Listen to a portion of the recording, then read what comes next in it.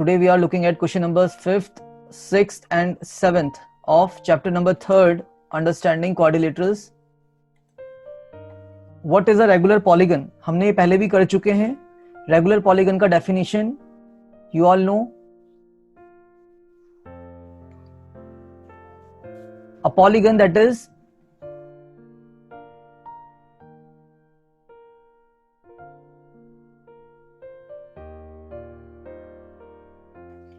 equilateral and equiangular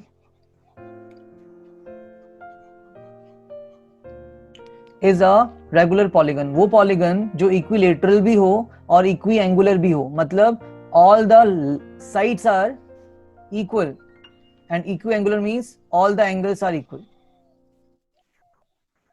State the name of a regular polygon of three sides.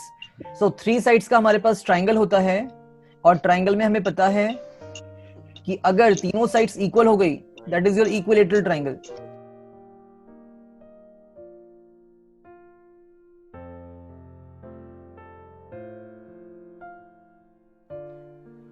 Four sides हमारा quadrilateral होता है और अगर हमारे फोर साइड्स इक्वल हो जाएंगे तो क्या होगा?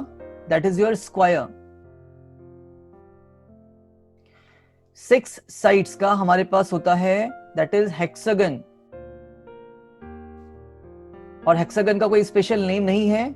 अगर 6 की 6 साइड्स इक्वल हो गई तो ये हमारा होगा regular hexagon. Regular hexagon for 6 sides.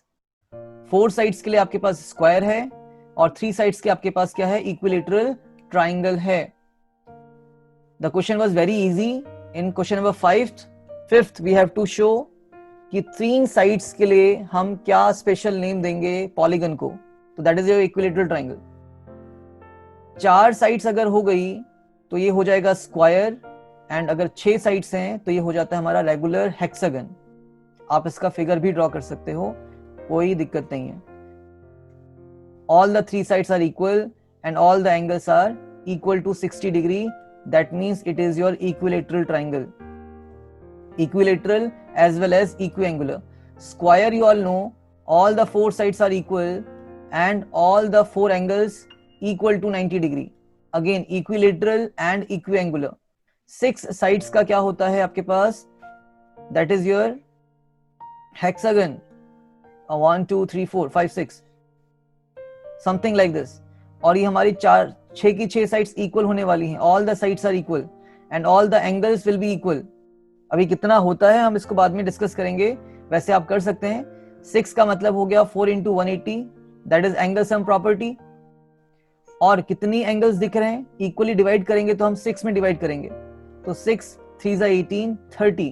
तो 120 डिग्री का एक एंगल होगा यहाँ पे. That is equal to 120 degree. हर एक एंगल कितने का होगा? 120 डिग्रीज का होगा. अभी धीरे धीरे सीखेंगे इसके बारे में, बस इसको आप ड्रॉ कर लीजिए साथ में. Let's move to the next question. Question number 6. You have to find the measure of x in the following figures. आपको x निकालना है. तो हमारे पास कितनी साइड्स हैं पहले चेक करिए. These are 4 sides.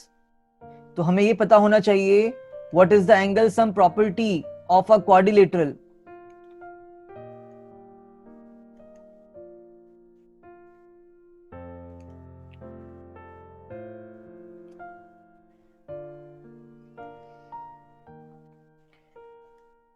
अगर आपको नहीं पता तो देखो n equals to 4 तो हमारे पास ये हमें पता ही है. फिर हमें फॉर्मूला पता होना चाहिए एंगल सम प्रॉपर्टी का. That is n minus 2 into 180. और इसके बाद जो वैल्यू आती है वो आपको याद होनी चाहिए. n कितना है? 4. तो 4 minus 2 into 180 and that is equal to 2 into 180. That means 360.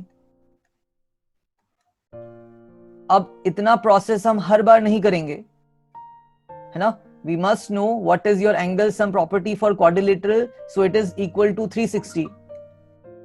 तो ये प्रोसेस पूरा नहीं करना है, बार बार नहीं करना है, बिकॉज यहां पे हमें एंगल सम प्रॉपर्टी नहीं दिखानी है. हमें क्या दिखाना है? We have to show, you have to find actually the value of x. तो angle sum property of a quadrilateral is 360. You know very well. अब ये कैसे आया होगा? जब हमने इंटीरियर एंगल्स को ऐड किया होगा, 50 degree, 130 degree, 120 degree and x, सबको ऐड करिए।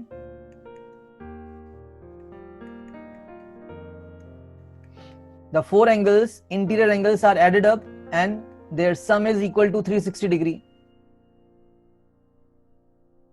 Now add them again. 50 and 130 is 180, 180 and 20 is 300. The final answer. Plus x equals to 360. हमने कुछ नहीं किया है, हमने 50, 130 और 120 को ऐड किया है, that is equal to 300. 300 plus x equals to में कितना दिख रहा है? 360 दिख रहा है. Now you have to find x. तो x equals to कितना? 360 minus 300 and that is equals to 60 degree. तो x की वैल्यू कितनी आ गई बच्चों? 60 डिग्री आ गई है. So you have to find the unknown. Unknown यहाँ पे x था, तो x का मेजरमेंट कितना आ गया? 60 डिग्री आ गया. The logic is कि एंगल सम प्रॉपर्टी कितनी होती है क्वाड्रिलेटरल की? 360 होती है. That is the logic here.